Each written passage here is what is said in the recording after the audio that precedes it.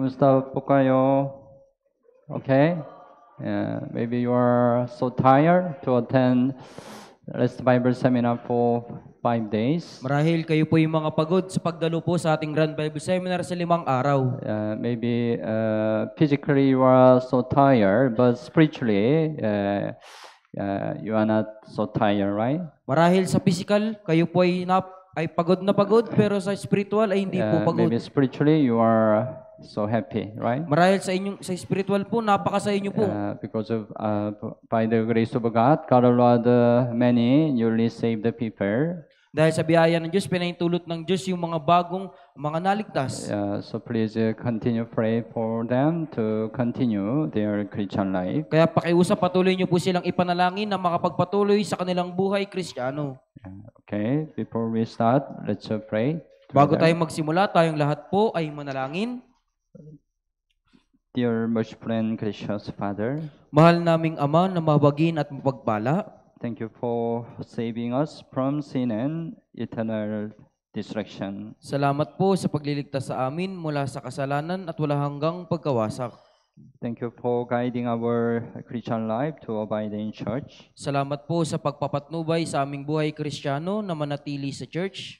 Especially by the grace of God, last week we could finish it, the Grand Bible Seminar. Higit sa lahat, sa biyaya ng Diyos nitong nakaraang linggo ay nagawa po naming matapos ang Grand Bible Seminar. Especially God allowed many newly saved people. Higit sa lahat, pinahintulot ng Diyos yung maraming mga naligtas. From now, please take care of their Christian life. Mula po ngayon, pakiusap, ingatan niyo po yung kanilang buhay Kristiyano. Please hold them on to abide in church. Pakiusap, hawakan niyo po silang matatag na manatili sa church. If there are some people who are not yet sure salvation, please open their heart to understand the gospel. Kung meron pa man po na hindi pa po nakakasigurado sa kaligtasan, pakiusap, buksan niyo po yung kanilang puso na maunawaan ng kaligtasan. This time, please work the Holy Spirit so that we can really assure salvation. Sa oras na ito, pakiusap, kumilos nawa ang Espiritu Santo upang higit naming maunawaan ang kaligtasan. This time, from start to the end, we only rely on your mercy and gracious. Sa oras na ito, magmula sa simula hanggang sa matapos, umaasa lamang kami sa iyong habag at biyaya. We pray in Jesus' name. Dinadalangin po namin ito sa pangalan ni Jesus. Amen. Amen. Una, Hebrew chapter 2, verse 9. Okay. Basahin po natin ng sabay-sabay. Paano nga tayo makakatakas kung ating pababayaan ang ganito kadakilang kaligtasan? Ito ay pinahayag nung una sa pamamagitan ng Panginoon at pinatunayan sa atin ng mga nakarinig sa Kanya. Maybe the many people really sure salvation less through Bible seminar. Marahil marami pong mga tao po yung nitong nakarang Bible Seminar yung nakatiyak ng kaligtasan. But some are still not sure salvation. Ngunit yung ilan po ay hindi pa rin po sigurado sa kaligtasan. That's why this time let's remind the gospel. Kaya sa oras nito, muli nating alalahanin ang Ebanghelyo. If you listen carefully, you can really sure salvation. Kung nakinig po kayong mabuti, ay masisigurado nyo po ang kaligtasan. And also, this time you can learn what's the Christian life after salvation. At sa oras nito, matututunan po natin kung ano po ba yung buhay Kristiyano pagkatapos maligtas. So please listen carefully to the word of God today. Kaya pakiusap, makinig po kayong mabuti sa salita ng Diyos. Sinabi ng Biblia, ang ganito kadakilang kaligtasan. Kadakilang kaligtasan, right? Why the salvation is so great salvation? Bakit po ang kaligtasan ay dakilang kaligtasan? Because the salvation determines your eternal life. Dahil ang kaligtasan, yung magpapasya ng iyong buhay na walang hanggan. Only really saved person can go to heaven, right? Tanging mga tunay na naligtas lamang ang makakapasok sa langit. Tama po ba? But on the contrary, unsaved people will go to eternal hell. Ngunit sa kabaliktaran, yung mga taong hindi naligtas ay mapupunta sa walang hanggang impyerno. Salvation determine your eternal life. Kaya ang kaligtasan, yan ang magpapasya ng inyong buhay na walang hanggan. So salvation is the most important, right? Kaya ang kaligtasan po yung pinakamahalaga. Yeah, that's why the Bible says salvation is a so great salvation. Kaya sinasabi po ng Biblia, ganito kadakilang kaligtasan. So your side, you have to really sure salvation. Kaya sa panig mo, kailangan mong matiyak ang kaligtasan. And also you have to really clear, the salvation must be clear. At yung kaligtasan ay dapat na malinaw. Yeah. So, last week in the Bible seminar, you checked your situation before God. Nung nakarang linggo, sa Bible seminar, nasuri mo yung kalagayan mo sa harapan ng Diyos. Originally, what's your destiny? Sa katunayan, ano po yung iyong patutunguhan, kapalaran? You are born as a sinner. Ipinanganak kang makasalanan. That's why you committed many sins. Kaya nakakagawa ka ng maraming kasalanan. But the problem, someday you will die with your sin. Ngunit ang problema, balang araw mamamatay ka kasama ng iyong mga kasalanan. But death is not the end. Ngunit yung kamatayan, hindi pa po dyan ang nagtatapos. After that, there is the judgment. Pagkatapos ng kamatayan, mayroong paghukom. Yeah, because you have the sin, God judges your sin. Dahil nagkasala ka, hahatulan ng Diyos ang iyong kasalanan. But the important thing, what's the result of the judgment? Ngunit ang mahalagang bagay dito, ano po ba yung resulta ng paghukom? The Bible says, right? The wages of sin is a death. Sinasabi ng Biblia, ang kabayaran ng kasalanan ay kamatayan. Yeah, this death mean not only physical death but spiritual death. Ibig sabihin ng kamatayan ito, hindi lamang yung physical na kamatayan, maging ang spiritual na kamatayan. Spiritual death, it is called second death. Yung spiritual na kamatayan, tinatawag po yung ikalawang kamatayan. Yeah, that is eternal hell. Yan po ay sa walang hanggang impyerno. As a sinner, if you are judged by God, you have to go to hell. Bilang makasalanan, kapag ikaw hinukuman ng Diyos, mapupunta ka sa walang hanggang impyerno. That was your destiny, right? Yan po yung iyong kapalaran. So, you want to go to heaven. Gusto mo pong mapunta sa langit. But the problem, your sin block you from going to heaven. Ngunit ang problema, yung kasalanan yung humahadlang sa iyo para hindi ka makapasok sa langit. If so, how can we go to heaven? Kung gayon, paano po tayo makakapasok sa langit? To go to heaven, our sin must be solved. Upang makapasok sa langit, kailangang marisolbang lahat nating kasalanan. Yeah, right? If you have a sin, you cannot go to heaven. Kung may kasalanan ka, hindi ka makakapasok sa langit. You must solve your sin completely. Kailangan mong ganap na marisolbang iyong kasalanan. Yeah, then automatically you can go to heaven. Kung gayon, automatic, makakapasok ka po sa langit. But the problem, you cannot solve your sin by yourself, right? Ngunit ang problema, hindi mo malulutas ang iyong kasalanan sa magitan ng iyong sarili. Whatever you do, your sin cannot be solved. Ano man ang iyong gawin, hindi po malulutas ang iyong kasalanan. Even though you cry every day, your sin cannot be solved, right? Kahit na araw-araw kang umiyak, hindi po malulutas ang iyong kasalanan. Even though you confess your sin every day, your sin cannot be solved. Kahit na ipahayag mo ang kasalanan mo araw-araw, hindi malulutas ang kasalanan mo. Even though you do many good deeds, your sin cannot be solved. Kahit na gumawa ka ng maraming kabutihan, hindi malulutas ang iyong kasalanan. Yeah, whatever you do, your sin cannot be solved, right? Ano man ang iyong gawin, hindi malulutas ang kasalanan mo. Only God's side, God can solve your sin. Tanging sa panig lamang ng Diyos, magagawa niyang marisolba ang kasalanan mo. So your salvation is depend on God. Kaya ang kaligtasan mo nakadepende sa Diyos. But God wants all men to be saved. Ngunit ang Diyos nagnanais ng lahat ng tao ay maligtas. To save you, God's side, God solved your sin. Upang iligtas ka, yung Diyos siya po yung naglutas ng iyong kasalanan. So our side, we need to check how did God solve your sin. Kaya sa panig natin, kailangan nating suriin, paano nilutas ng Diyos yung kasalanan ko?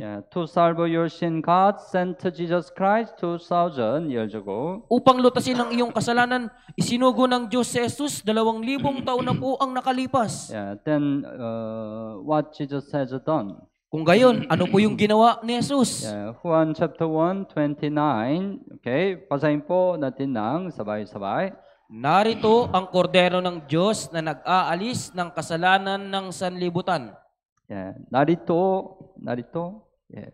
Ang kordero ng Diyos ay si Jesus na nag-aalis ng kasalanan ng sanlibutan. 2,000 years ago, Jesus took away sin of the world. Kaya 2,000 taon na po yung nakalipas, inalis ni Jesus yung kasalanan ng sanlibutan. Yeah, when He takes away sin of the world, He also took away all your sin. Nung inalis ni Jesus ang kasalanan ng sanlibutan, inalis niya din po ang lahat mong kasalanan. All your sin from your birth until your death. Ang lahat mong kasalanan mula nang isilang ka hanggang sa iyong kamatayan. He also took away. Inalis niya din po. Right? Tama po ba? Yeah. But God's law is wages of sin is death. Ngunit, ang batas ng Diyos, ang kabayaran ng kasalanan ay kamatayan. Yeah. Now sin is in Jesus, right? Ngayon po yung kasalanan na kay Jesus na po. Yeah. Tama po ba? To pay the wages of sin, Jesus must die. Upang mabayaran ng kabayaran ng kasalanan, Right. si Jesus ay dapat mamatay. Tama Because po ba? when He die, He can pay the wages of sin. Dahil kapag namatay siya, magagawa niyang mabayaran ang kasalanan. That's why we already know where Jesus died on the cross, Kaya alam na po natin na si Jesus ay talagang namatay sa krus. right? Tama po ba? You already know where, right? Alam niyo na po ito, di ba po? But we need to think why He died on the cross. Ngunit kailangan nating pag-isipan, bakit po ba siya namatay sa krus? Because of our sin, right? Dahil sa ating mga kasalanan. Tama Because po He ba? took away our sin, right? Dahil inalis niya po yung kasalanan natin. Because He took away your sin. Dahil inalis niya po ang iyong kasalanan. Yeah, He died on the cross instead of you, right? Namatay siya sa krus sa halip na ikaw. Yeah, when He died on the cross, He completely paid the wages of sin. Nung namatay siya sa krus, ganap niya pong nabayaran ang kasalanan. Yeah, so through Jesus Christ, all your sin were salted. Kaya sa magitan ni Jesucristo, ang lahat mong mga kasalanan ay nalutas. Why God salved your sin through Jesus Christ? Bakit nilutas ng Diyos ang kasalanan mo sa pamamagitan ni Jesucristo? Because God loves you. Dahil minamahal ka ng Diyos. Because God doesn't want you go to hell. Dahil ayaw ng Diyos na mapunta ka sa impyerno. Roman chapter 5 verse 8, basahin po natin ng sabay-sabay. Subalit pinatutunayan ng Diyos ang kanyang pag-ibig sa atin, na noong tayo'y mga makasalanan pa, si Kristo ay namatay para sa atin. Yeah. Pinatutunayan ng Diyos ang kanyang pag-ibig sa atin. Paano? Yeah. Na nung tayo'y mga makasalanan pa, right? Original, we are sinner who will go to hell. Sa katunayan, makasalanan po tayong mapupunta sa walang hanggang impyerno. But God loves us. He sent His only begotten Son, Jesus Christ. Ngunit minahal tayo ng Diyos, kaya ipinadala niya po yung kanyang tanging anak na si Jesucristo. He took away sin of the world. Inalis niya ang kasalanan ng sanlibutan. And Tama to po ba? pay the wages of sin, He died on the cross. At binayaran niya po yung kabayaran ng kasalanan at namatay siya sa krus. Right? Si Kristo ay namatay para sa atin. The Bible says, right? Sinasabi po yan ng Biblia. Tama po ba? He died on the cross because of your sin, right? Namatay siya sa krus dahil sa iyong kasalanan. It's true, right? Totoo po ito. Tama po ba? Because the Bible says. Dahil sinasabi ng Biblia. That's why we can believe it, right? Kaya maaari po natin itong paniwalaan. Because the Bible says. Dahil sinabi po ng Biblia. Yeah. So we can be saved through this way. Kaya maliligtas tayo sa ganitong paraan. Yeah, Efeso chapter 1 verse 13. Basahin po natin ng sabay-sabay. Sa Kanya'y kayo rin naman na nakarinig ng salita ng katotohanan, ang ebanghelyo ng inyong kaligtasan, at kayo na sumampalataya sa Kanya ay tinatakan ng ipinangakong Espiritu Santo. Yeah. Una, kailangan nakarinig ng salita ng katotohanan, ang ebanghelyo ng inyong kaligtasan. Kailangan nakarinig, tama? Pangalawa, kayo na sumampalataya sa Kanya. Our side, we need to believe the gospel. Sa ating panig, kailangan nating sumampalataya sa Ebanghelyo. Pangatlo, tinatakan ng ipinangakong Espiritu Santo. Yeah. When you believe in the gospel, the Holy Spirit confirms your salvation. Nung sumampalataya ka sa Ebanghelyo, ang Espiritu Santo yung nagkumpirma ng kaligtasan mo. Yeah. When the Holy Spirit really confirms the salvation, you can have a real salvation. Kapag kinumpirma ng Espiritu Santo ang kaligtasan mo, meron ka na talagang tunay na kaligtasan. So, pag-isipan natin, una, hear the gospel of salvation. Una, nakarinig ng Ebanghelyo ng kaligtasan. So we have to know what's the gospel. Kung gayon, kailangan nating malaman, ano ba ang Ebanghelyo? Efeso chapter 1 verse 7, basahin po natin ng sabay-sabay. Sa Kanya'y meron tayong katubusan sa pamamagitan ng Kanyang dugo na kapatawaran ng ating mga kasalanan ayon sa mga kayamanan ng Kanyang biyaya. Katubusan sa pamamagitan ng Kanyang dugo. Dugo ni Jesus, tama? Na kapatawaran ng ating mga kasalanan. The blood of Jesus forgave our sin, right? Ang dugo ni Jesus ang nagpatawad ng ating mga kasalanan. Tama po ba? It's it is called katubusan. Yan din po ay tinatawag na katubusan. Especially the redemption of Jesus is eternal redemption. Higit sa lahat, yung pagtubos ni Jesus ay walang hanggang katubusan. It's really important. Yan po ay talagang napakahalaga. So we need to remind Hebrews chapter 9:12. Basahin po natin ng sabay-sabay. At hindi rin sa pamamagitan ng dugo ng mga kambing at mga toro, kundi sa pamamagitan ng kanyang sariling dugo, siya ay pumasok na minsan magpakailanman sa dakong banal, sa gayi tinitiyak ang walang hanggang katubusan. Sinabi ng Biblia, hindi rin sa pamamagitan ng dugo ng mga kambing at mga toro, right? Hindi dugo ng hayop, tama? Kundi sa pamamagitan ng kanyang sariling dugo. Kaninong dugo? Kaninong dugo? Dugo ni Jesus, tama? Siya ay pumasok na minsan magpakailanman sa dakong banal, sa gayo'y tinitiyak ang walang hanggang katubusan. Walang hanggang katubusan. The redemption of Jesus is eternal redemption. Ang pagtubos ni Jesus ay walang hanggang katubusan. Blood of Jesus redeem not only your past sin, but also your future sin, right? Tinubos ng dugo ni Jesus hindi lamang yung kasalanan mo sa nakaraan, maging yung sa kinabukasang kasalanan. Because your past and present future included in the eternal, right? Dahil yung kasalanan mo sa nakaraan, kasalukuyan tinaharap, kasama po yan sa kasalanan ng sanlibutan. You have to clearly understand eternal redemption, right? Kaya kailangan yung maunawaan po yung walang hanggang katubusan. Even your future sin was redeemed by blood of Jesus. Maging yung gagawin mo palang sa hinaharap ay tinubos na sa magitan ng dugo ni Jesus. Through eternal redemption of Jesus, you can really be saved. Sa magitan ng walang hanggang pagtubos ni Jesus, ikaw ay talagang tunay na maliligtas. So Hebrews chapter 10:12 also, basahin po natin ng sabay-sabay. Ngunit nang makapagandog si Kristo ng isa lamang alay para sa mga kasalanan, para sa lahat ng panahon, siya ay umupo sa kanan ng Diyos. Isa lamang alay. It means, Jesus died on the cross. How many times he died? Ilang beses po ba namatay si Jesus sa krus? Isa lamang, right? Isa lamang alay. Para sa mga kasalanan, para sa lahat ng panahon. Para sa lahat ng panahon. Ibig sabihin, walang hanggang katubusan. Tama? Even Jesus died on the cross once, He can pay the wages of sin eternally. Kahit na isang beses lamang namatay si Jesus sa krus, pero yung nagawa niya pong matubos ang lahat ng mga kasalanan. Verse 14 said also, sa pamamagitan ng isang pag-alay, right? Isang pag-alay ay kanyang pinasakdal para sa lahat ng panahon. Lahat ng panahon. Eternal redemption. Walang hanggang katubusan. That's the key point of the gospel. Yan po yung pangunahing punto ng kaligtasan. So you have to believe this true gospel. Kaya kailangan mong sampalatayanan itong tunay na ebanghelyo. So, right? Second, believe in the gospel of salvation. Kaya ikalawa, sumampalataya sa ebanghelyo ng kaligtasan. Efeso chapter 2 verse 8. Basahin po natin ng sabay-sabay. Sapagkat sa biyaya kayo naligtas sa pamamagitan ng pananampalataya.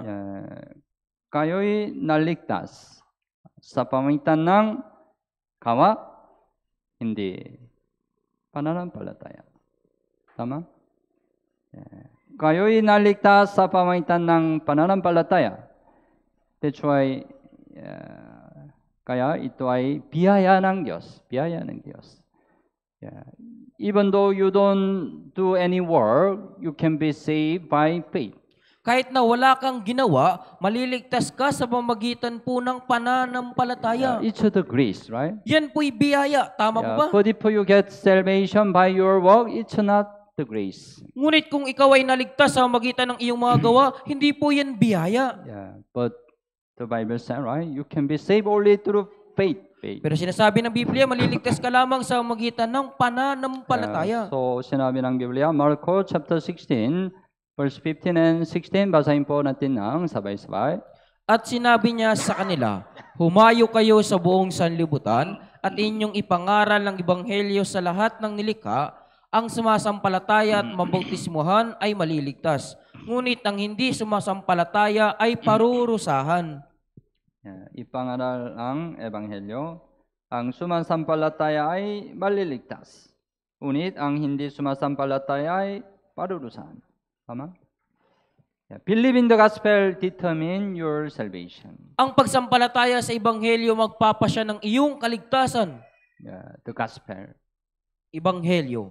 The gospel is the good news. Ang ebanghelyo po yung mabuting balita. What's the good news? Ano po ba yung mabuting balita? The good news is the eternal redemption of Jesus. Yung mabuting balita, yung walang hanggang katubusan ni Jesucristo. Blood of Jesus redeem all our sins eternally. Yung dugo ni Jesus yung tumubos sa lahat nating mga kasalanan magpakailanman. It's really good news, right? Talagang napakabuting balita yan. Tama po ba? That's why it's the gospel. Kaya nga po yan ang ebanghelyo. Our side, we have to believe it, the gospel. Sa ating panig, kailangan nating sampalatayanan ang ebanghelyo. Then we can be saved. Kung gayon tayo ay It's maliligtas. the only way of the salvation. Ito lamang yung tanging paraan ng kaligtasan. We shouldn't mix any other things. Huwag nating ihahalo o idaragdag yung ibang mga bagay. We shouldn't mix our good deeds. Huwag nating idaragdag yung ating mabubuting gawa. We shouldn't mix our own work. Huwag nating idaragdag yung ating sariling mga gawa. We can be saved only by faith. Maliligtas lamang tayo sa magitan ng pananampalataya lamang. Pag-isipan natin this picture. May dalawang tao. This man, young man. Itong taong ito, yung kabataan po. Very strong. Malakas po yan. This man, old man. Itong taong ito, matanda. It's a very high, the cliff. Meron pong napakataas na bangin. There are 100 meter the distance between the cliff. At sa pagitan po ng bangin na ito, meron pong distansya na 100 meter. But young man has very thick diameter 30 meter diameter rope. Pero yung kabataang lalaki, meron po siyang napakanipis na lubid, tali. But he has only 80 meter rope. Pero yung kanyang tali po ay 80 meters lamang. And also he has very thin thread, 20 meter. At kasunod nito, meron pong 20 metro na sinulid. But the older man has a 100 meter, total 100 meter thick rope. Pero yung matandang lalaki, meron po siyang 100 metrong tali. May tanong ako. Who will cross the cliff? Sino sa kanilang dalawa ang makakatawid sa bangin? Young man or older man? Kabataang lalaki, yung matandang lalaki. Okay. Older man? Really? Talaga po. He's very old. Siya po'y matanda na. No problem? Walang problema? Tama. Oh, good. Tama po. Tama. Yeah. Whether they are old or young, it's no problem. Kahit na siya ay matanda o bata, walang problema. The important thing, what rope, how long rope they have. Ang mahalaga, anong talit, anong haba ng tali. Tama po ba? Yeah. Even he is a very strong young man. Yeah.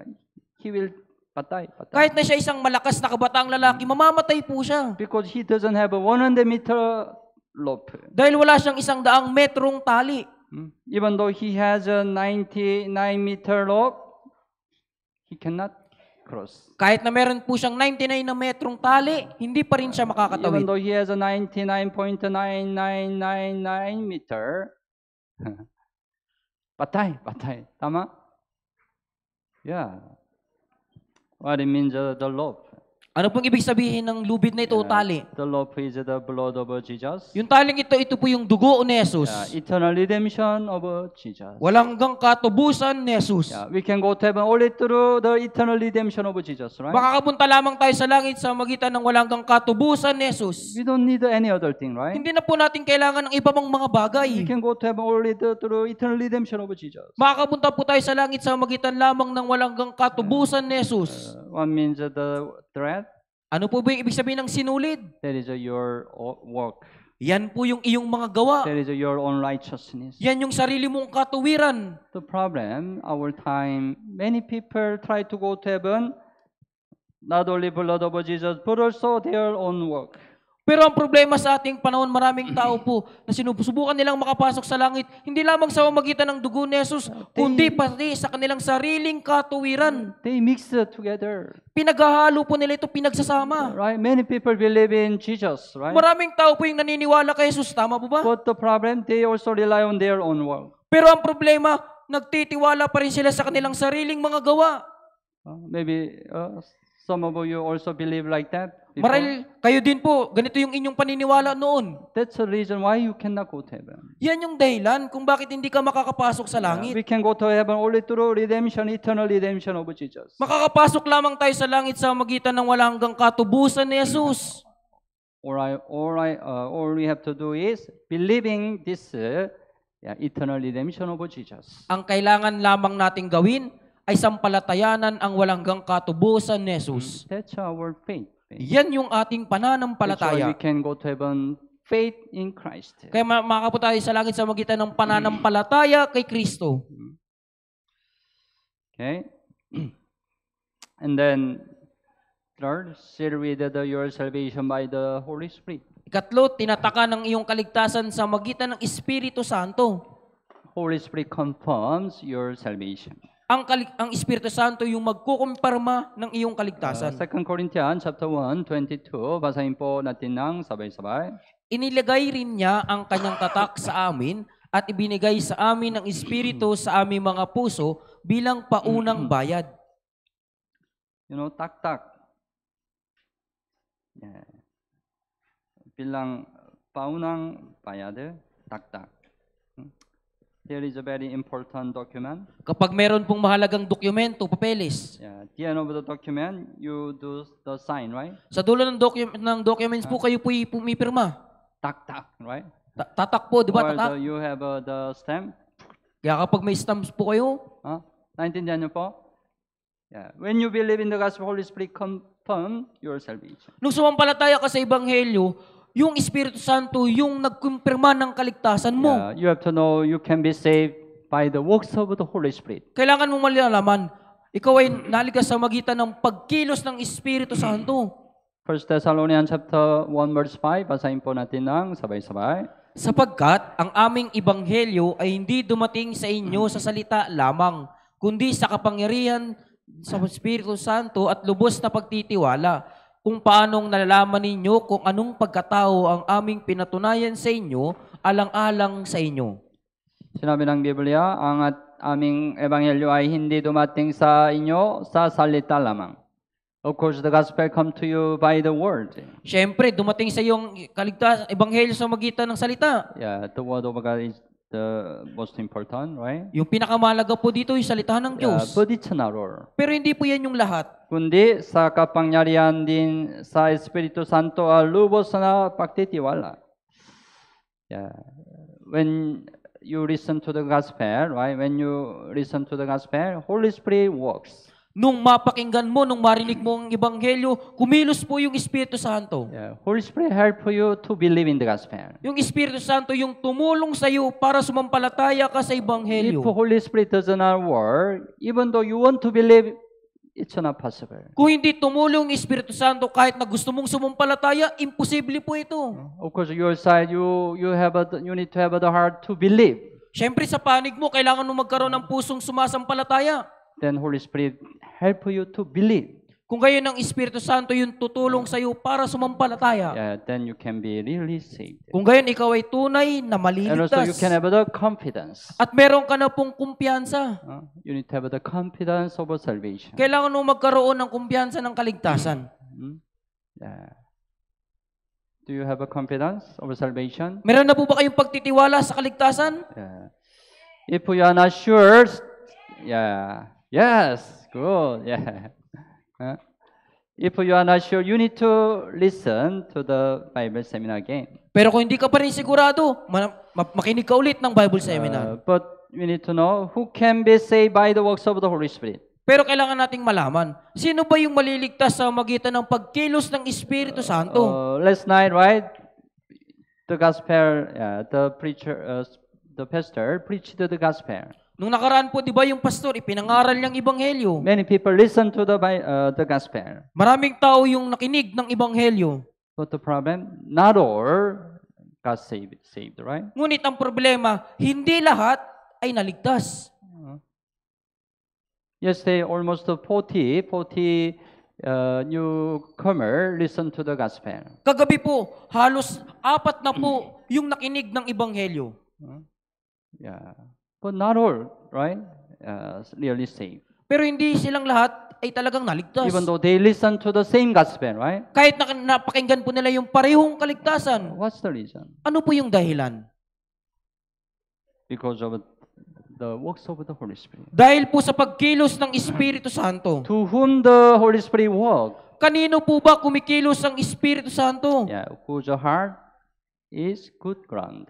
Na yung puso po ay meron pong mabuting lupa. Good ground means good heart. Ibig sabihin ng mabuting lupa, mabuting puso. Yeah, sinabi ni Jesus, Mateo chapter 13:23, basahin po natin ng sabay-sabay. Ang napasik naman sa mabuting lupa ay iyong nakikinig ng salita at inuunawa ito na siya talagang namumunga, ang isa ay 100, ang iba ay 60 at ang iba ay 30. Yeah, mabuting lupa. Yeah.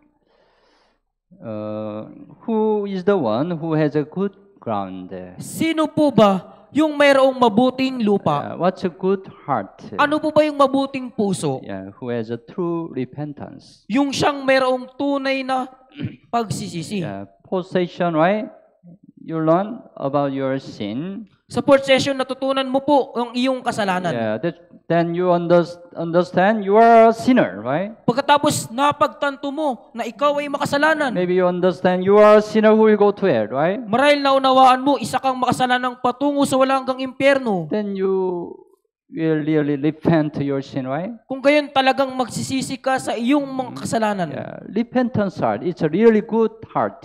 Yung pusong nagsisisi, yan po talaga yung mabuting puso. Yeah, who has a humble heart. Ang siyang merong mapagpakumbabang puso. When you understand your situation before God, automatically you will be humble. Nung maunawaan mo yung kalagayan mo sa harapan ng Diyos, automatic kang magpapakumbaba. Right? Tama mo ba? Oh God, I'm miserable sinner. O Diyos, isa akong kahabag-habag na makasalanan. I will go to eternal hell. Ako ay mapupunta sa walang hanggang impyerno. Please help me. Pakiusap, tulungan mo ako. It's a really humble heart, right? Yan po yung tunay na mapagpakumbabang But puso. some people say, I already know. Ngunit sinasabi po ng ibang mga tao, alam ko na yan. I know, I am sinner, no problem. Alam ko na yan na makasalanan ako, walang Because I am problema. doing many good deeds. Gumagawa naman ako ng maraming kabutihan. Long time ago, through the prayer of acceptance, I am already saved. Matagal ng panahon sa magitan ng panalangin ng pagtanggap, naligtas ako. It's not a humble heart, right? Hindi po yan ang pusong It's mapagpakumbaba. not repentance heart, right? Hindi yan yung pusong nagsisisi. It's not good ground. Hindi po yan yung mabuting puso. Yeah, who trembles to the word of God. Yung nanginginig sa salita ng Diyos. Isaiah 66 verse 2, basahin po natin ng sabay-sabay. Ngunit ito ang taong aking titingnan. Siya na mapagpakumbaba at may nagsisising diwa at nanginginig sa aking salita. If you understand your situation before God, you will be trembled. Kung talagang naunawaan mo yung kalagayan mo sa harapan ng Diyos, manginginig ka po. If you really understand the living God, you will be trembled. Kung naunawaan mo yung buhay na Diyos, manginginig ka po. You will kneel down to the Word of God. Na talagang ikaw po ay yuyuko sa harapan ng Diyos. Yeah, it's a really good heart, right? Yan po yung talagang mabuting puso. Yeah. Who has a broken heart? Ang siyang merong bagbag na diwa. Yeah, when you Pusong understand wasak. your situation before God, you will have a broken heart. Nung maunawaan mo yung kalagayan mo sa harapan ng Diyos, nagkaroon ka ng pusong wasak. And you will have a contrite spirit. At meron kang bagbag na diwa. With 34:18, basahin po natin ng sabay-sabay. Ang Panginoon ay malapit sa may pusong wasak at inililigtas ang mga may bagbag na diwa. Yeah, kailangan mo pusong wasak at pagpang na diwa. Diba? Pagpang na diwa. Right? Yeah. The Bible promise, right? God will save you. At ipinangako ng Biblia, ililigtas ka ng Diyos. When you have this heart, Holy Spirit can walk through you. Kapag Walk in you. meron kang ganitong puso, ang Espiritu Santo ay kikilos sa iyo. Then, by the works of the Holy Spirit, you can really believe in the gospel. At sa magitan ng pagkilos ng Espiritu Santo ay talagang sasampalataya ka sa Ebanghelyo. Then you can really sure salvation. Kung gayon, masisigurado mo ang kaligtasan. Ephesians chapter 3:12, basahin po natin ng sabay-sabay. Na sa Kanya'y makakalapit tayo sa Diyos na may lakas ng loob at pagtitiwala sa pamamagitan ng ating pananampalataya sa Kanya. Yeah, may lakas ng loob at pagtitiwala. Yeah. Sa pamamagitan ng ating pananampalataya sa Kanya. Yeah. If we have the faith in Christ, yeah, we can have a confidence. Right? Kung meron tayong pananampalataya kay Kristo, meron tayong pagtitiwala. Yeah. Maybe it can happen after you listen to the Bible seminar. You can say, "I'm saved through the Bible seminar." Marahil maring mangyari po na pagkatapos ng Bible seminar, maring sabihin mo, naligtas ka sa magitan ng Bible seminar. If you say, "I'm saved through the last Bible seminar," what will say other people? Kaya kung sasabihin mo na naligtas ka sa magitan ng Bible seminar, ano po yung sasabihin ng ibang mga tao? What will they say? Ano po yung kanilang sasabihin? Oh, really? O talaga ba? Oh, I also want to be saved. Gusto ko ring maligtas. They don't do like that. Hindi po nila gagawin yung ganun. How can you be saved through just the 5 days Bible seminar? Paano ka maliligtas sa pamamagitan lamang ng 5 araw na Bible seminar? Yeah, you don't go to church every Sunday. Hindi ka naman nagpupunta sa church kada linggo. Oh, you still have many sins. Meron ka pa ring maraming kasalanan. How can you be saved through just the 5 days Bible seminar? Kung gayon, paano ka maliligtas sa magitan ng 5 araw na Bible seminar? What will you say? Ano po yung sasabihin mo? Oh, tama. It's not possible. O tama yun, hindi nga talaga imposible. Imposible talaga yun. Don't fear them. Huwag kayong matakot sa kanila. Whatever they say, don't fear. Ano man yung kanilang sabihin, huwag kang matakot. The important thing, you have the faith. Ang malagang bagay, meron kang pananampalataya. Yeah, we can be saved through faith. It doesn't take a long time to be saved. Kaya kung tayo naligtas sa magitan ng pananampalataya, hindi po ito umaabot ng mahabang panahon para maligtas. Tama ba? Yeah. Like this situation. Katulad ng ganitong pangyayari po. One day, you went to the market. Isang araw, nagpunta ka po sa palengke. You bought many things. Binili mo yung maraming mga bagay. And then the market owner checked how much. At chinek ng may-ari kung magkano yung binili mo. And then after you buy many things, after you pay, what do you receive? At pagkatapos mong magbayad, ano po yung matatanggap mo? Yeah, tama. Resibo. You receive the resibo, right? Opo, tatanggap ka ng resibo. There the list. This one, how much, right? Nakalista po doon kung ito, magkano. Total, how much, right? At yung pinakakabuuan kung magkano. You already pay, you receive the resibo. At nakapagbayad ka na, tumanggap ka ng resibo. And you try to go out the market. At sinubukan mo nang lumabas ng palengke ng... But suddenly the owner call you. At bigla na lang yung may-ari ng tindahan, tinawag ka. Yeah, he shout to you. Sumigaw siya sa'yo. What are you doing? Ano yung ginagawa mo? Why you go without pay? Bakit ka lumalabas nang hindi nagbabayad? Oh, let's go to the police. You don't pay. You didn't pay. Tara, punta tayo sa pulis dahil hindi ka nagbayad. What will you say? Ano pa yung sasabihin mo? Oh, tama. I'm sorry. O, tama, sorry. What will you say? Ano pa yung sasabihin ninyo? Will you fear the owner? Matatakot ka ba sa may-ari ng tindahan? Oh, will you fear? Matatakot ka? No need to fear, right? Hindi kailangan matakot. Because what you have? Dahil anong meron ka? Resibo. Right? You can show, oh, I already paid. I already have a resibo. Mari mong maipakita, oh, nakapagbayad na ako dahil meron Right. akong resibo. Now your side, you can shout to him, right? Ngayon, pwede ka na sumigaw rin sa kanya. Why you threaten me? Bakit mo ko tinatakot? I already pay. I have the resibo. Ako ay nakapagbayad na at meron akong resibo. Yeah. Okay, let's go to police. You Oh, threaten me. Sige, punta tayo Right. sa pulis dahil ako yung tinatakot mo. Right?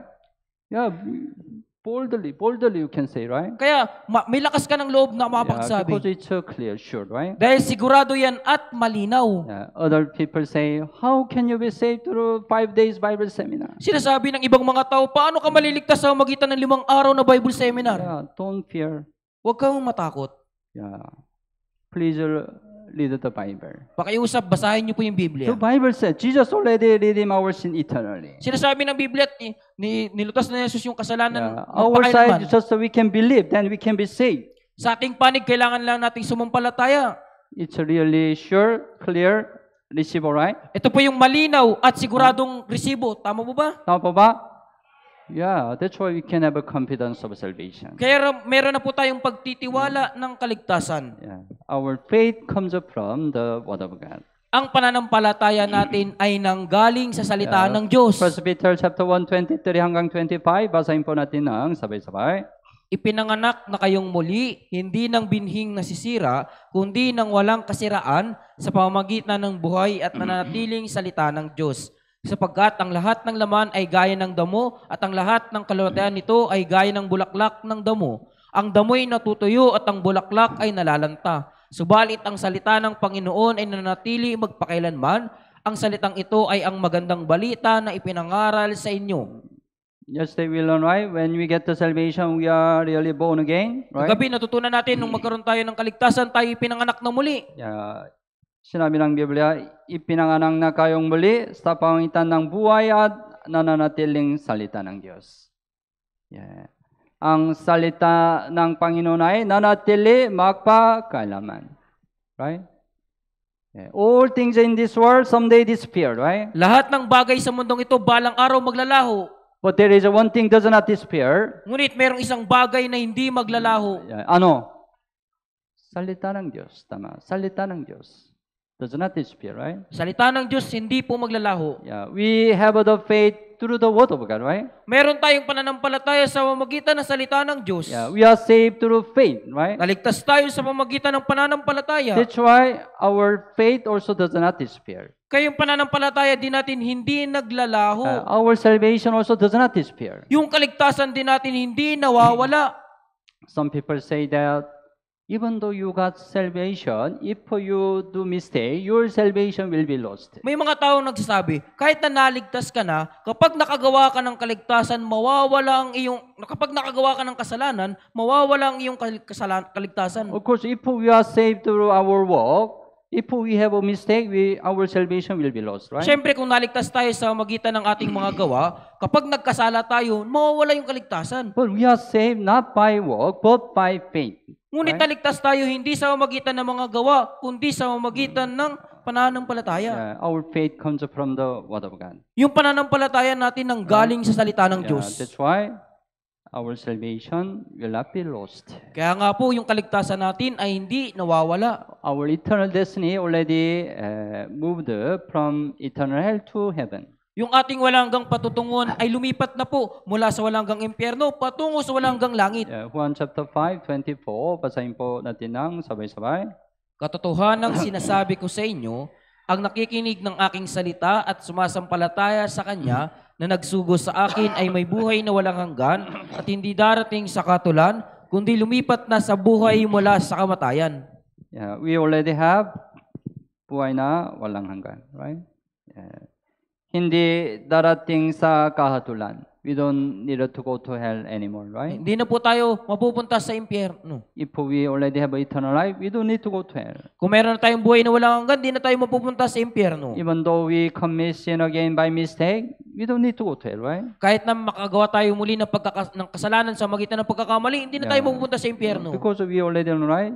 Jesus already redeemed even our future sin. Dahil nalalaman na natin na tinubos na Jesus maging yung kasalanan natin sa hinaharap. Of course, it doesn't mean we can commit sin freely in the Siyempre, future. hindi ito nangangahulugan na pwede na tayong malayang makagawa ng kasalanan sa hinaharap. We need to try to avoid the sin after salvation. Siyempre, kailangan natin subukang iwasan yung kasalanan pagkatapos maligtas. But sometimes, by mistake, still we are weak, we commit sin again. Pero minsan, dahil sa pagkakamali, dahil tayo mahina, nakakagawa tayo ng kasalanan. Kundi lumipan na sa buhay mula sa kamatayan. Buhay, it's walang hanggang langit. Kamatayan, walang hanggang impyerno. Our eternal destiny already moved from hell to heaven. Kaya yung ating walang hanggang patutunguhan, lumipat na po mula sa impyerno patungo sa langit. So before salvation, God was just a judge. Kaya bago yung kaligtasan, ang Diyos ay hukom. But after salvation, God became our Father. Ngunit pagkatapos ng kaligtasan, ang Diyos ay naging Ama. As you have a physical father, now you have a spiritual father. Gaya mo na meron kang physical na ama, meron ka na rin pong spiritual na ama. Before salvation, I was a sinner. Dati, bago maligtas, ako'y makasalanan. Now I became children of God. Ngunit ako'y naging anak na ng Diyos. Because of sin, my spirit was dead. Noon, dahil sa kasalanan ng espiritu ko ay patay. But now I became alive. Ngunit ngayon, ako'y nabuhay. Because of sin, I have to go to hell. Noon, dahil sa kasalanan, ako'y mapupunta sa impyerno. But now, even though I commit sin again, I can go to heaven. Ngunit ngayon, kahit na makagawa ulit ako ng kasalanan, mapakapunta pa rin ako sa langit. Before confession, usually. Noon, yung pagpapayag ng kasalanan, wala po itong kabuluhan. Because confession cannot solve my sin. Dahil yung pagpapayag ng kasalanan, hindi makapaglulutas ng aking kasalanan. But after salvation, needed to confess. Ngunit pagkatapos ng kaligtasan, kailangan magpahayag. To recover the relation with God. Upang maibalik yung relasyon sa Diyos. The meaning of the confession. Yung kahulugan ng tunay na pagpapahayag. Before salvation, right, you are a sinner. Bago yung kaligtasan, isa kang makasalanan. Your confession usually is. Yung pagpapahayag mo ay walang kabuluhan. Because it cannot solve sin problem. Dahil hindi ito makapaglulutas ng problema sa kasalanan. To a sinner, God is a judge. Para sa isang makasalanan, alam niyo po, ang Diyos ay hukom. As a sinner, even though you confess your sin to judge, your sin cannot be solved. Bilang isang makasalanan, kahit ipahayag mo yung kasalanan mo sa isang hukom, hindi nito malulutas ang iyong kasalanan. If you have a sin in this world, right? Even though you confess your sin to the judge, your sin cannot be solved. Kapag nagkasala ka sa mundong ito, kahit na ipahayag mo yung kasalanan mo nagawa sa hukom, hindi nito malulutas ang iyong kasalanan. To solve your sin, you need to go to the prison, right? Para malutas ang iyong kasalanan, kailangan mong mabilanggo. Your confession cannot solve your sin. Yung pagkapahayag mo ng kasalanan, hindi makapaglulutas ng kasalanan mo. But the righteous one means save the one. Ngunit yung matuwid, ito na po yung ligtas. Already saved the Christian needed to confess. Yung mga tunay na naligtas, kailangan po nilang magpahayag. But the purpose for recovering fellowship with God. Ngunit ang layunin nito para manumbalik yung fellowship sa Diyos. Because to save the one, God already became Father. Dahil para sa isang ligtas, ang Diyos ay naging Ama. And save the one became children of God. At yung isang ligtas naman po, naging anak ng Diyos. As a children, when you commit sin, you need to confess to your father again. Bilang isang anak, kapag nakagawa ka ng kasalanan, kailangan mong ipahayag ito sa iyong ama. Naintindihan niyo po? Before salvation, after salvation, confession has a different meaning. Kaya bago yung kaligtasan at pagkatapos ng kaligtasan, yung pagpapahayag ng kasalanan po ay magkaiba yung kahulugan. But the problem, many people, they are still sinner. Pero ang problema, maraming tao pa rin yung makasalanan. So before they get the salvation, they try to solve their sin through confession. Kaya bago sila magkaroon ng kaligtasan, sinusubukan nilang lutasin yung kanilang kasalanan sa magitan ng pagpapahayag ng kasalanan. Because they were learned in Catholic for a long time in this way. Dahil natuto na sila sa matagal na panahon po sa Katoliko sa ganitong paraan. You have to clearly understand. Confession to a sinner, confession cannot solve a sin problem. Kaya nga po, kailangan nyo pong malaman, yung pangungumpisal o pagkapayag ng kasalanan, hindi makapaglulutas ng kasalanan ng isang makasalanan. Yeah. But after salvation, if you continue sin, what will happen? Pero pagkatapos ng kaligtasan, kung magpapatuloy ka sa kasalanan, ano yung mangyayari? God will discipline you. Didisiplinahin ka ng Diyos. Yeah. Hebrews chapter 12 verse 6, basahin po natin ng sabay-sabay. Sapagkat dinidisiplina ng Panginoon ang kanyang minamahal at pinarurusahan ang bawat itinuturing na anak. Yeah. We learn, right? You became children of God. Natutunan natin, kayo po ay naging anak na ng Diyos. God became your father. Ang Diyos ay naging iyong ama. That's why when children continue sin, father disciplines. Kaya kapag ang anak nagpapatuloy sa kasalanan, didisiplinahin siya ng ama. If you continue sin after salvation, God will discipline you. Kapag nagpatuloy ka sa pagkakasala, pagkatapos mong maligtas, didisiplinahin ka ng Diyos. But you say, oh, I don't have any discipline. Pero sinasabi mo, hindi pa ako nadidisiplina. Even though I commit sin, I don't have a discipline. Kahit na nakagawa ako ng kasalanan, hindi ako dinidisiplina. Oh, God loves me. Mahal ako talaga ng Diyos. God disciplines His children because God loves them. Dinidisiplina ng Diyos yung kanyang mga anak dahil minamahal niya po sila. Right? You discipline your children, right? Di ba dinidisiplina niyo po yung inyong mga anak? Because you love your children. Dahil mahal niyo po yung inyong mga anak. But the neighbor children, they have a mistake. You don't discipline them, right? Pero yung anak ng inyong kapitbahay, kapag nagkasala sila, didisiplina niyo, di niyo po dinidisiplina, di ba po? So, even though you don't have any discipline, even though you continue sin, you need to check your faith again. Kaya kung hindi ka nadidisiplina, kahit na pagkatapos mong maligtas, kailangan mong siyasatin ng iyong sarili. You need to check whether you are really saved or not. Kailangan mong siyasatin kung ikaw ba ay talagang ligtas o hindi. Yeah. So, after salvation, maybe you have a desire. Awit 116 verse 12. Basahin po natin ng sabay-sabay. Ano ang aking isusukli sa Panginoon sa lahat niyang kabutihan sa akin? Yeah. When you understand the gospel, you understand the love of God. Nung maunawaan mo ang ebanghelyo, naunawaan mo yung pag-ibig ng Diyos. You know, God really loves you. At nalaman mo na talagang minamahal ka ng Diyos. That's why He sacrificed His only begotten Son, Jesus Christ. Kaya isinakripisyo niya po yung kanyang tanging anak na si Jesucristo. You know that it's really the amazing grace of God. At alam niyo po, yan po isang dakilang pag-ibig ng Diyos. That's why maybe you have the heart to render the grace of God. Kaya meron kang pusong suklian ang biyaya ng Diyos. Right? You have the heart to render the grace of God, right? Meron po kayong puso na suklian yung pag-ibig ng Diyos, di ba po? It's the starting point of our Christian life. Yan po yung panimula ng ating buhay Kristiyano. Why you are here today? Bakit po ba kayo naririto ngayon? Somebody drag you, let's go. Dahil meron bang naghila sa iyo, tara punta tayo. Even though you don't want to come, Kahit na ayaw mong pumunta, it's not Christian life. hindi yan yung buhay Kristiyano. Maybe your side, voluntarily you come here, right? Meron sa panig mo, kusang loob kang pumunta dito. Because you have the love of God. Dahil meron kang pag-ibig ng You have Panginoon. the grace of God. Meron kang biyaya ng Diyos. You have the heart to render the grace of God, right? Meron kang pusong suklian ng biyaya ng Diyos. Sunday morning, last week, 5 days Bible seminar, rain night, I'm so tired. Linggo ng umaga, buong linggo, may Bible seminar, kaya nakakapagod. Yeah, it's better Sunday morning, we have more sleep.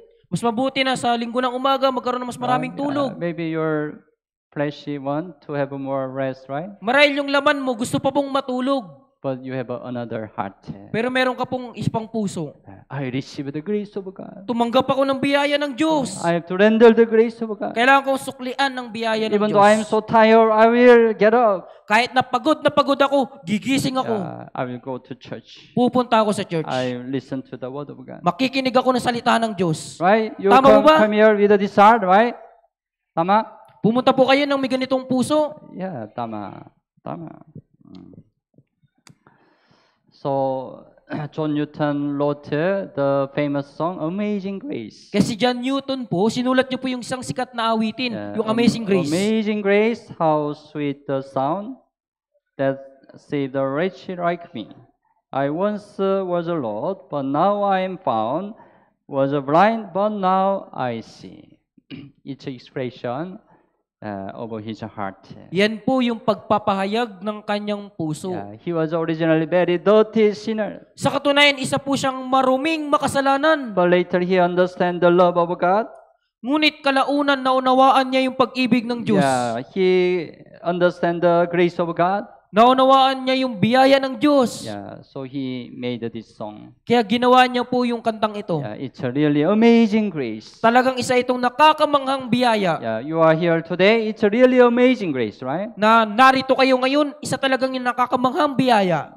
Among many people, you could be saved. Sa napakaraming tao, naligtas ka. Among many people, you had a chance to listen to the true gospel. Sa napakaraming tao, nagkaroon ka ng pagkakataong mapakinggan ng tunay na ebanghelyo. Even many people listen to the gospel, you really believe in the gospel by works of the Holy Spirit. Kahit na maraming tao yung nakikinig ng ebanghelyo, ikaw ay talagang nakinig ng ebanghelyo sa magitan ng pagkilos ng Espiritu Santo. Right? It's really amazing grace of God, right? Yan po ay talagang nakakamanghang biyaya ng Diyos. With this heart, we can live a new Christian life. Nang may ganitong puso, tayo ay mamuhay sa ating buhay Kristiyano. 2 Corinthians chapter 5:17, basahin po natin ng sabay-sabay. Kaya't kung ang sino man ay na kay Kristo, siya'y bagong nilalang, ang mga lumang bagay ay lumipas na, tingnan ninyo, ang lahat ay naging bago. Siya ay bagong nilalang. When you are born again children of God, right? You are really became new creation. Nung ikaw ay naipanganak na muli bilang anak ng Diyos, ikaw ay talagang naging bagong nilalang. Ang mga lumang bagay ay lumipas na. Right? Before you are sinner who will go to hell. Dati, isa kang makasalanang patungo sa impyerno. Ang mga lumang bagay ay lumipas na. You cannot live like before. Hindi ka na pwedeng mamuhay na gaya ng dati. From now, you will live a new life, right? Magmula ngayon, mabubuhay ka sa panibagong buhay. Before salvation, right? Every Sunday, you just sleep.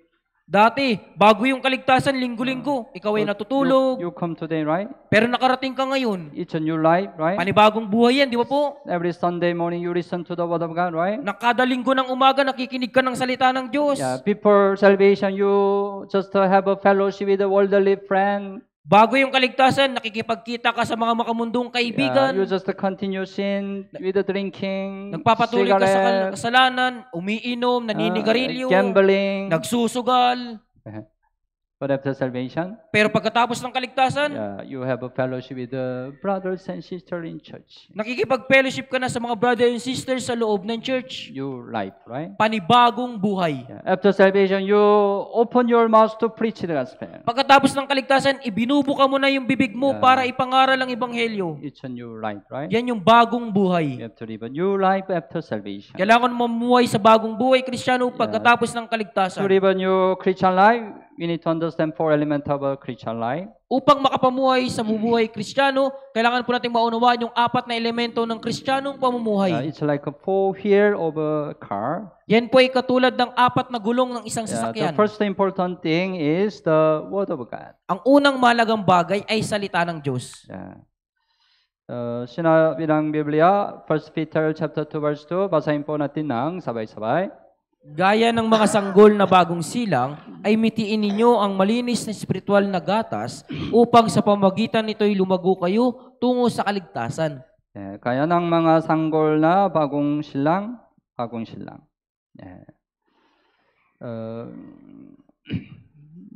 May bagong silang? Wala? Bagong silang, right? They desire the milk. Yung bagong silang na sanggol, sila'y naghahanap ng gatas. Tama? Tama mo ba? You are spiritual newborn baby. Kayo po ay espiritual na bagong silang na sanggol. You are saved last night. Kayo ay naligtas kagabi. It means you are born again last night. Ibig sabihin, ipinanganak kang muli kagabi. Spiritually you are born again as a child of God last night. Spiritual, ipinanganak kang muli bilang anak ng Diyos kagabi. Yeah, so your spiritual age, how old? Kaya yung spiritual mong edad, ilang taon po? Gaano po? 1 day. Isang araw pa lang. Some 1 day, right? Isang araw po, di ba? Very newborn baby. Yeah, Talagang- really newborn baby, right? Talagang bagong silang na sanggol. Yeah, spiritual newborn baby need to desire spiritual milk. Yung spiritual na bagong silang na sanggol, kailangan niyang magnais ng spiritual na gatas. Spiritual milk is the word of God. Ang spiritual na gatas ay salita ng So Diyos. English translation, right? Desire the pure milk of the word. Kaya sinasabi dito sa mitiin ninyo ang malinis na spiritual na gatas ng salita. From now, your spiritual milk is the word of God. Ngayon, ang iyong spiritual na gatas ay salita ng Diyos. It's really important. Yan ay talagang napakahalaga. Yeah. So today's sermon is your spiritual milk. Kaya yung sermon ngayon, yun yung spiritual na gatas. So when mother give birth child, the first the milk is really important, right? Alam niyo po, yung isang nanay kapag nanganak po siya ng isang sanggol, yung unang gatas po yung pinakamahalaga. First milk is very important, right? Yung unang gatas po yung Because pinakamahalaga. the first milk of a mom has a lot of nutrition Dahil for the yung unang baby. gatas ng isang ina ay yung pinakamahalaga. Maraming nutrisyon para sa bata. That's why the baby who take first the milk of a mom can be strong. Kaya yung baby na nakakuha ng unang gatas na mula sa ina ay magiging malakas. Maybe you take a spiritual milk, first spiritual milk today, you will be strong. Marahil nakakuha kayo ng bagong gatas ngayong araw kaya magiging malakas ka. But the baby takes the spiritual milk once or continue. Pero yung baby po iinom ba ng gatas ng isang beses lang o magpapatuloy? Tuloy, right? Yeah. This week I already take a spiritual milk. O ngayong linggo nakainom na ako ng spiritual na gatas. Next week, even I don't take, no problem. Kaya sa susunod kahit na hindi ako kumuha, okay lang. What will happen? Baby doesn't take milk. Ano mangyayari kapag hindi nakainom yung baby ng gatas? Yeah, baby will be sick, right? Magkakasakit po, di ba? Baby cannot grow. Hindi po lalaki yung bata. Baby will give a great concern to mom. Magiging baby, magkakaroon ng magiging pag-alala ito ng nanay. Tama? Yeah. You have the heart to render the grace of God. Meron kang pusong suklian ng biyaya ng Diyos. If you don't grow, you are sick. Kung hindi ka lalago, magkakasakit ka. You give a great concern to Father God. Magbibigay ka ng malaking pag-alala sa amang Diyos. How can you render the grace of God? Kung gayon, paano mo masusuklian ng biyaya ng Diyos? Baby can render the grace of man by just taking milk well. Yung baby, masusuklian niya po yung biyaya ng ina kapag uminom siya ng gatas. That's the good way, right? Yan po yung magandang So paraan. from now, all you have to do is try your best to taking the spiritual milk. Magmula ngayon, ang kailangan mo lang gawin, subukan mo yung makakaya mong makuha yung spiritual na gatas. Yeah. So, word of God. Salita ng Diyos. Second, we need prayer. Ikalawa, kailangan natin ng panalangin. Yeah, you will learn, right? You already became children of God. Natutunan niyo po na kayo ay naging anak na ng Diyos. Yeah, and God became your father. At yung Diyos naging iyong ama. So from now, you can really pray to God. Kaya magmula ngayon ay talagang mananalangin ka na sa Diyos. God will listen to your prayer. Na ang Diyos ay talagang makikinig sa iyong panalangin. Yeah, whatever thing you can ask to Him. Ano mang bagay pwede mo nang hilingin sa Diyos. But there is an important thing in your prayer. Pero merong malagang bagay po sa inyong panalangin. Yeah, 1 John chapter 5 verse 14, basahin po natin ng sabay-sabay. Ito ang ating kapanatagan sa Kanya, na kung tayo'y humingi ng anumang bagay na ayon sa Kanyang kalooban, tayo'y pinapakinggan niya. Yeah. Ayon sa kanyang kalooban. Ito ay importante. Yeah. You can ask anything, right? Pwede mong hilingin yung anumang bagay. But you need to pray according to His will. Ngunit kailangan mong manalangin ayon sa Kanyang Then kalooban. your prayer will be answered. Kung gayon ang panalangin mo ay masasagot. Many people pray for the money, right? Maraming tao yung nananalangin para sa pera. Oh God, give me more money. O Diyos, bigyan mo pa ako ng higit na pera. You pray, will your prayer be answered? Masasagot po ba ang iyong panalangin? Yeah. You need to check whether it's coincide with the will of God or not. Kaya mo siya sa atin kung ito ba ay merong kinalaman sa Diyos o wala. Because to some people, money can be dangerous for their Christian life. Dahil para sa ibang tao, yung pera po ay maging mapanganib sa kanilang pamumuhay Kristiyano. Then God doesn't allow the money to them. Kaya hindi ipapaintulot ng Diyos yung pera sa kanila. So you need to check whether your prayer is coincide with the will of God or not. Kaya kailangan mong siyasatin kung ang iyong panalangin ba ay merong kinalaman sa Diyos o wala. But you can know the will of God through the word of God. Ngunit malalaman mo yung kalooban ng Diyos sa pamamagitan ng salita ng Diyos. That's why to pray right way, you need to understand the word of God more. Kaya upang magkaroon ka ng tamang panalangin, kailangan mong magkaroon ng higit na tamang sa Biblia, sa salita ng Diyos. But anyway, from now, you can pray to God. Mula ngayon, pwede ka nang manalangin sa Diyos. You can experience the answer of your prayer. At mararanasan mo yung kasagutan sa iyong mga panalangin. And next, we need fellowship. At kasunod, kailangan po natin ng fellowship. Fellowship, another word, church life. Yung isang salita pa ng fellowship, church life. We need to understand what's the church. Kailangan nating mauna, ano po ba yung church? What's the biblical concept of the church? Ano yung biblical na konsepto ng church? The Bible says, 1 Corinthians chapter 1 verse 2, basahin po natin ng sabay-sabay. Sa iglesia ng Diyos na nasa Korinto, sa mga ginawang banal kay Kristo Jesus, mga tinawag na banal, kasama ng lahat na sa bawat lugar ay tumatawag sa pangalan ng ating Panginoong Jesucristo na kanila at ating Panginoon. It says about Corinthian church. Sinasabi po nito yung mga iglesia sa Korinto. Sa iglesia ng Diyos na nasa Korinto. Sa mga ginawang banal kay Kristo Jesus, mga tinawag na banal. Right? Mga. Ibig sabihin, tao. Church is not the man-made building. Yung church po, hindi po yan yung gusaling ginawa ng tao. If you go out the town, there are many cross. Kapag pumunta kayo sa mga bayan, napakaraming mga krus. People say, church. Sinasabi ng mga tao, yan yung church. But the biblical meaning of a church is not the building. Pero yung biblical na konsepto ng church, yung church po, hindi po yan yung gusali. Church is the really saved people. Yung church yan po talaga yung mga tunay na ligtas.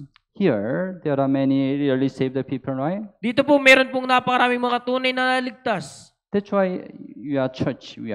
Kaya nga po tayo ay church. This is a church building. Ito po yung church building. In this building, there is a church. Sa church building, meron pong church. There are saved people here, right? Meron po ditong mga naligtas. If we transfer to other building, kung lilipat tayo sa ibang building, it's not normal church. Ito po ay hindi na po normal, hindi na ito church. Naintindihan niyo po? Church is a really saved people. Yung church, sila po talaga yung mga tunay na naligtas. That's why after salvation, you have to abide in really saved people, the group of really saved people. Kaya kapag katapos ng kaligtasan, kailangan yung manatili sa grupo ng mga tunay na naligtas. And the Bible said, church is siyang ulo ng lahat ng mga bagay sa iglesia na siyang katawan niya. Iglesia na siyang katawan niya. Church is the body of Christ. Ang church po yung katawan ni Kristo. Christ became the head of a church. Si Kristo yung naging ulo ng church. Church became the body of Christ. At yung church yung naging katawan ni Kristo. And then, see the people, mga bagay na sama-sama sa isa-isa. Each saved people became member of the church. Yung mga ligtas sila po yung naging bahagi ng isang katawan. So you have to keep in mind, you are member of a body. Kaya kailangan mong tandaan, isa kang bahagi ng katawan. When you get the salvation, you are member of a church, right? Nung magkaroon ka ng kaligtasan, ikaw isang bahagi ng church. As a member, what's the most important? Bilang isang bahagi, ano yung pinakamahalaga? Member of a body must abide in the body, right? Yung bahagi ng katawan, kailangan niyang manatili isa katawan. Let's suppose you are the hands. Pagpalagay natin, isa kang kamay. When hands abide in the body, hands can work properly, right? Kapag yung kamay nakakabit sa katawan, talagang magagamit ito ng maayos. Yeah, hands can have the power and the strength, right? Yung kamay magkakaroon nito ng kalakasan. But let's suppose your hands are cut off from the body. Pero ipagpalagay natin yung kamay ay putol mula sa kamay, ay mula sa katawan. Your hands are cut off and locate here. Pinutol yung kamay mo at makikita dito. Maganda o pangit? Maganda po ba o pangit? Pangit. Hands no more work, right? Dahil wala na pong lakas yung kamay. That's why hands must abide in the body. Kaya nga po yung kamay kailangan nakakabit sa That's the katawan. most important, right? Yan po yung pinakamahalaga. Yeah, so after salvation, you have to abide in the body, it's the church. Kaya pagkatapos ng kaligtasan, kailangan mong manatili sa katawan, yan ang church. Yeah. So don't forget, from now, you have to abide in church. Huwag po ninyong kalimutan na mula ngayon kailangan nyo pong manatili sa church. Then you can live a Christian life. Kung gayon makapagpatuloy ka sa iyong buhay Kristiyano. Yeah, and the last, evangelism. Pinakauli, evangelism. Yeah. If you are saved, you have a heart to preach the gospel, right? Kung talagang naligtas ka, meron kang pusong ipangaral ng ebanghelyo. Yeah, we learn the gospel is the good news, right? Natutunan natin ng ebanghelyo, mabuting You already balita. know what's the good news, right? At alam mo na po kung ano yung mabuting balita. If you know the good news, you want to share this good news to others, right? Kung alam mo na yung mabuting balita, nais mong ibahagi yung mabuting balitang ito And sa iba. when you get the salvation, you know you can go to heaven, right? At pagkatapos ng kaligtasan, alam mo nang mapupunta ka sa langit. And also you know that other people who are not saved, they go to hell. At alam mo, yung ibang mga taong hindi naligtas, mapupunta sa impyerno. Especially you know what will happen to your family who are not saved. At alam mo din na anong mangyayari sa pamilya mo na hindi pa naligtas. They are not saved, right? Hindi sila ligtas. Because they don't know the true gospel. Dahil hindi pa nila alam yung tunay na You know, they will ebanghelyo. go to eternal hell, right? Mapupunta sila sa walang hanggang That's why impyerno. automatically you have the heart to preach the gospel to them. Kaya automatic magkakaroon ka ng pusong ipangaral ang ebanghelyo sa kanila. Even nobody teach you have the heart to preach the gospel, right? Kahit walang sino man yung nagtuturo sa iyo, meron ka ng pusong ipangaral ang ebanghelyo sa kanila. That's evangelism. Yan po yung evangelism. Proverbs chapter 24:11, basahin po natin ng sabay-sabay. Iligtas mo silang dinadala sa kamatayan, pigilan mo silang natitisod patungo sa katayan. Yeah. Many people go to eternal hell. Ngayon po maraming tao po yung napupunta sa impyerno. If we don't preach the gospel, they will go to hell, right? Kung hindi natin ipangaral ng ebanghelyo, mapupunta sila sa impyerno. That's why from now, we have to preach the gospel to the lost soul. Kaya magmula ngayon, ipangaral natin ang ebanghelyo sa mga nawawalang kaluluwa. Yeah. We have to evangelize them. Kailangan natin silang i-evangelize. But to evangelize them, you need to continue to learn the Word of God. Ngunit para ma-evangelize sila, kailangan nyo magpatuloy sa Yeah. na matutunan ng You salita need to ng continue Diyos. pray to God. Kailangan mong magpatuloy sa pananalangin sa You need Diyos. to have a fellowship with the brothers and sisters. Kailangan mong magkaroon ng fellowship kasama ng mga brothers and And sisters. someday God will help you to evangelize other people. At balang araw, tutulungan ka ng Diyos na may evangelize yung iyong maraming mga tao. Yeah, so these four elements of a Christian life must go together. Kaya ang apat na elemento ng Kristiyanong pamumuhay nito ay kailangang sama-sama. Anyway, after salvation, you need to continue learn the Word of God in church. Kaya pa man, pagkatapos ng kaligtasan, kailangan mong patuloy na matutunan ng salita ng Diyos sa loob ng Then you church. can really render the grace of God. At talagang masusuklian mo ang biyaya ng Diyos. So I really hope you continue abiding in church. Kaya ako ay talagang umaasa na magpapatuloy po kayo sa pananatili sa church. Okay? Okay po ba? Yeah. And if you are still not sure salvation, you can listen to the Bible seminar again. At kung hindi ka pa rin sigurado sa kaligtasan, pwede ka pong ulit makinig ng Bible seminar. Okay? Yeah. Let's pray together. Tayong lahat po ay manalangin. Dear much friend, gracious Father, Mahal naming Ama na mabagin at mapagpala. thank you for saving us from sin and eternal destruction. Salamat po sa pagliligtas sa amin mula sa kasalanan at walang hanggang pagkawasak. Thank you for guiding us to abide in church until now. Salamat po sa pagkapatnubay sa amin na manatili sa church magpahanggang ngayon.